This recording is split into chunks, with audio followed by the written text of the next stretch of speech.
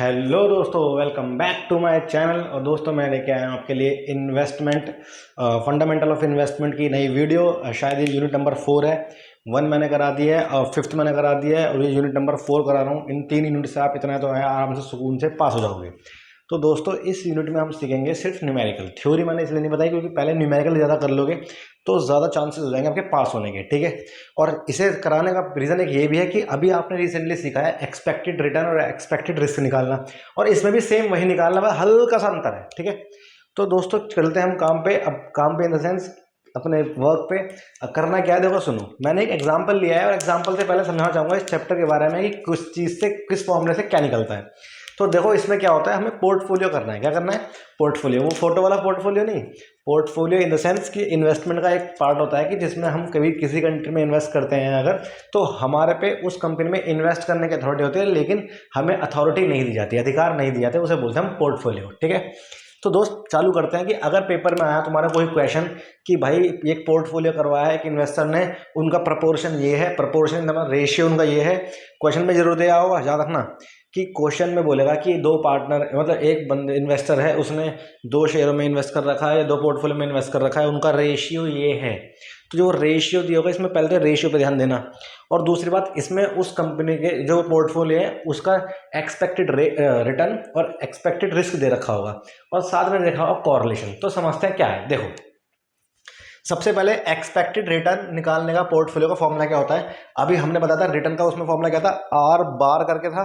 तो इसमें भी सेम वही है, R bar portfolio, P for portfolio equal to W A. W A का मतलब क्या है, वो जो उनका शेयर दे रखा होगा, जब क्वेश्चन कराऊंगा समझाऊंगा। तो डब्ल्यू ए मल्टीप्लाई पहली पोर्टफोलियो का रिटर्न प्लस दूसरे वाले का रेशियो मल्टीप्लाई दूसरे वाले का रिटर्न। 2 पोर्टफोलियो देखे होंगे, दोनों के रिटर्न की मल्टीप्लाई करनी है दोनों के प्रपोर्शन से। प्रपोर्शन मैं क्वेश्चन में दिखाऊंगा कहाँ दे रखा है, ठीक। तो अगर ये फॉर्म लगा दो क्या आ जाएगा आपका, expected return of a portfolio. कोई डाउट? दोबारा एक बार कि अगर तुम्हें एक्सपेक्टेड रिटर्न निकालना हो किसका, पोर्टफोलियो का, इन दोनों इन्वेस्टमेंटों से, तो करना क्या है, सबसे पहले लिखोगे R bar P, P for portfolio, equal to पहले वाले का प्रपोर्शन डब्ल्यू ए मल्टीप्लाई पहले वाले का रिटर्न प्लस दूसरे वाले का प्रपोर्शन मल्टीप्लाई उसका रिटर्न। समझ में आया? इससे निकल जाएगा एक्सपेक्टेड रिटर्न। नंबर 2, या पहले इसको समझाऊं पूरा, समझते हैं पहले इसको। एग्जांपल लेते हैं। देखो यहाँ लिखा है mister Gupta has 2 equity share. एक मिस्टर गुप्ता है, उसके पास 2 इक्विटी शेयर है, एक ए और एक बी, और उनका इक्वल प्रपोर्शन है। इक्वल प्रपोर्शन मतलब क्या हुआ, 1:1। कितना हुआ, 1:1। मतलब 1:1 का मतलब 1/2, 1/2 डिवाइड करेंगे तो कितना आएगा, 0.5, 0.5। ये बात तो मानते हो ना। तो भाई अगर यहाँ लिखा होता 70 और 30 या 7:3, 7:3, तो क्या होता, 7/10 और 3/10, 0.7, 3 और 0.3। ऐसे तो समझ रहे हो। तो मैं अगर यहाँ करके दिखाऊं तो भाई मैं ये कहना चाह रहा हूँ कि अगर 7:3 होता तो कितना मानते हैं, 0.7 और 0.3, इस तरीके से मानते हैं, ठीक है। तो दोस्तों ये इसका प्रपोर्शन दे रखा है आपको, बोल रहे हैं एक्सपेक्टेड रिटर्न दे रखा है, ए का 24%, बी का 19%। जैसे मैंने बोला है कि 24% को क्या बोल दिया, आर ए बार के साथ, और बी का एक्सपेक्टेड रिटर्न है 19%, तो आर बार बी दे रखा है, यहाँ तो कोई डाउट तो नहीं है। इसी क्वेश्चन बोल रहे हैं एक्सपेक्टेड रिस्क क्या होने, ए को 28% और बी को 23%। जब मैंने आपको पहला वाला चैप्टर करवाया था तो उसमें बताया था रिस्क को हम जो है ऐसे आधे नए से शो करते हैं, जिसे हम क्या बोलते हैं, हम स्टैंडर्ड डेविएशन। बता रहा। तो अभी तो हमारा इसका काम है ही नहीं, पहले ऊपर वाला सॉल्व करते हैं। तो अगर मैं इस क्वेश्चन को सॉल्व करता तो देखो मैंने क्या करा, expected return equal to R bar P, मतलब कि expected return of portfolio equal to W A multiply R bar A, W B multiply R bar B. यहाँ तक हो गया। अब इस क्वेश्चन में इक्वल प्रोपोर्शन है, तो मतलब दोनों का डब्ल्यू ए डब्ल्यू बी क्या हो गया, क्योंकि हम जो प्रोपोर्शन होता है उसे डब्ल्यू शो करते हैं। किसे शो करते हैं, डब्ल्यू से। डब्ल्यू मतलब वेट, वेट मतलब उसका कितना रेशियो आ रहा है, ठीक। तो डब्ल्यू ए इस क्वेश्चन के अंदर हमारा डब्ल्यू ए हो गया हमारा कितना, 0.5, और डब्ल्यू बी हो गया हमारा कितना, 0.5, और एक्सपेक्टेड रेट ए का कितना हो गया, 24, और एक्सपेक्टेड रेट बी का कितना हो गया हमारा 19। यहाँ तो कोई डाउट तो नहीं है। तो देखो W A 0.5 multiply 24 plus 0.5 multiply 19, इसको सॉल्व करने पे कितना आया 12, इसको सॉल्व करने पे कितना आया 9.5, दोनों को जोड़ के कितना आया 21.5। ये आ गया आपका एक्सपेक्टेड रिटर्न किसका, पोर्टफोलियो का। ये तो तुम आराम से सॉल्व कर सकते हो, अब कोई दिक्कत की बात नहीं है, चाहे कोई सा भी क्वेश्चन आए सॉल्व ऐसे ही करना है, कोई डाउट तो नहीं है। बहुत बढ़िया। अब आगे बात करते हैं कि पेपर में आया, आपने एक्सपेक्टेड रिटर्न तो निकालना सिखा दिया, अब निकालो एक्सपेक्टेड रिस्क कितना होगा इस पोर्टफोलियो में। तो भाई फॉर्मूला थोड़ा सा बड़ा है लेकिन आसानी से आ जाएगा। कैसे? अभी जो आपने करा ये तो माइंड में सेट है, इसमें कहीं भी हमने यूज नहीं करा किसका, रिस्क का। अब वाले में रिस्क का यूज करना है। कैसे? तो एक्सपेक्टेड रिस्क निकालना है पोर्टफोलियो, तो क्या करना पड़ेगा? सबसे पहले अभी हमने रिसेंटली क्या सीखा, WA क्या होता है। तो अंडर रूट लगाया। अब भाई रिस्क है तो हमारा स्टैंडर्ड डेविएशन का सिंबल लगेगा यहाँ पे। Standard deviation portfolio equal to under root पहले WA का स्क्वायर मल्टीप्लाई उसके स्टैंडर्ड डेविएशन का स्क्वायर। समझना, जो हमें हमारी फर्स्ट इन्वेस्टमेंट दे रखी है A, उसमें स्टैंडर्ड डेविएशन कितना तुम्हारा, मतलब कि रिस्क कितना है हमारा 28%। पक्की बात है? तो बहुत सिंपल समझना। फॉर्मूला क्या होता है, WA का स्क्वायर मल्टीप्लाई स्टैंडर्ड डेविएशन का स्क्वायर। पहला मिल गया, मतलब इसे रिस्क बोलते हो। अगर मैं तुम्हारी लैंग्वेज बोलूँ तो उसका प्रोपोर्शन का स्क्वायर मल्टीप्लाई उसके रिस्क का स्क्वायर, प्लस फिर दूसरे वाला का सेम फॉर्मूला B के वेट का स्क्वायर मल्टीप्लाई उसके रिस्क का स्क्वायर।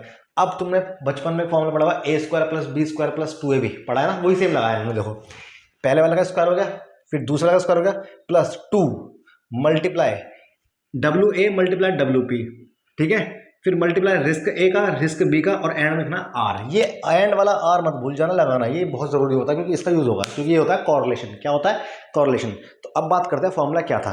अंडर रूट लगाया, लगा दिया। सबसे पहले हम क्या करेंगे, WA का स्क्वायर मल्टीप्लाई उसके रिस्क का स्क्वायर, WB का स्क्वायर मल्टीप्लाई उसके रिस्क का स्क्वायर, प्लस 2 लिखने के बाद सबसे पहले दोनों के वेट, 2 लिख के दोनों के वेट, फिर मल्टीप्लाई दोनों का स्टैंडर्ड डेविएशन, और एंड में क्या करना है R। ये तो कोई डाउट तो नहीं। अब देखते हैं सॉल्व कैसे होगा। अंडर रूट लगाया, पहले वाले का वेट कितना था 0.5 उसका स्क्वायर मल्टीप्लाई उसका रिस्क कितना था 28% इसका स्क्वायर, पूरा एक कॉलम हो गया, प्लस दूसरे वाले का वेट उसका स्क्वायर, और फिर दूसरे वाले का रिस्क का स्क्वायर, दूसरा कॉलम हो गया, मल्टीप्लाई 2A पूरा सेम का सेम यहाँ कॉपी किया, कॉपी कर दिया। और आपका इस क्वेश्चन में कॉरलेशन कितना रखा था 0.6 पॉजिटिव कॉरलेशन। अगर नेगेटिव होता तो बात की बात होती। तो 0.6 अंडर रूट लगाया, इसका सम कितना आ रहा है 96, इसका स्क्वायर कितना आ रहा है 132.25, इसका कितना आ रहा है 193.2, और इसका कितना आ रहा है 0.6। कोई डाउट तो नहीं है? पूरा सॉल्व करके कितना 193.2। अब इसका सॉल्विंग करके आ रहा है 521.45, ठीक है, और अंडर रूट निकाला कितना है 22.83। तो इसका एक्सपेक्टेड रिस्क कितना आया 22.83। कोई डाउट तो नहीं आता? तो दोस्तों पहला सॉल्यूशन ये रहा और दूसरा सॉल्यूशन ये रहा। यहाँ तक तो कोई डाउट नहीं है। जब तुम इसे पूरा कर लोगे, अब पेपर में कभी कभार ये बोलता है कि सपोज करो वो अपना जो इन्वेस्टर है वो रिस्क कम करना चाहता है, जो भी परसेंट हो, तो करना क्या है, इसी फॉर्मूले का यूज़ करना है, इस बड़े वाले का। कैसे? कितना परसेंट कम करना चाहता है हमें तो पता ही नहीं है, तो हमने जो यहाँ पर जितना परसेंट दे रखा होगा वो लिखो, ठीक है। अब तुम्हें इतनी तो अगर मतलब इतनी नॉलेज होगी कि जब कभी इस 100 को हटाना हो तो इसका स्क्वायर यहाँ पे लग जाता है पक्का। तो मैं इसे यहाँ पे स्क्वायर कर दूंगा और सेम फॉर्मूला पुट कर दूंगा बाकी सारी वैल्यू में जो यहाँ करा है, बस R को छोड़ दूंगा। क्यों? R तो हमें निकालना है इसमें, ठीक है। अब ये पूरा सॉल्व जब करोगे तुम यहाँ पे और माइनस कर दोगे तो R की वैल्यू तुम्हारे सामने आएगी, वो होगा आपका रिड्यूस का रिस्क। कोई डाउट तो नहीं है?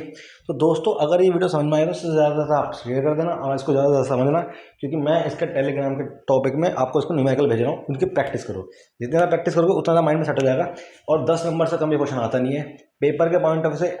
FOI के पेपर में एक तो ये पोर्टफोलियो का, एक इन्वेस्टमेंट का, और तीसरा आपको EPS निकालने वाला मैंने टॉपिक पढ़ाया था वो। इन तीनों के अलावा कुछ नहीं करना, आराम से 3 न्यूमेरिकल, बाकी की थ्योरी से आप बहुत अच्छे खासे नंबर भी ले आओगे, ठीक है।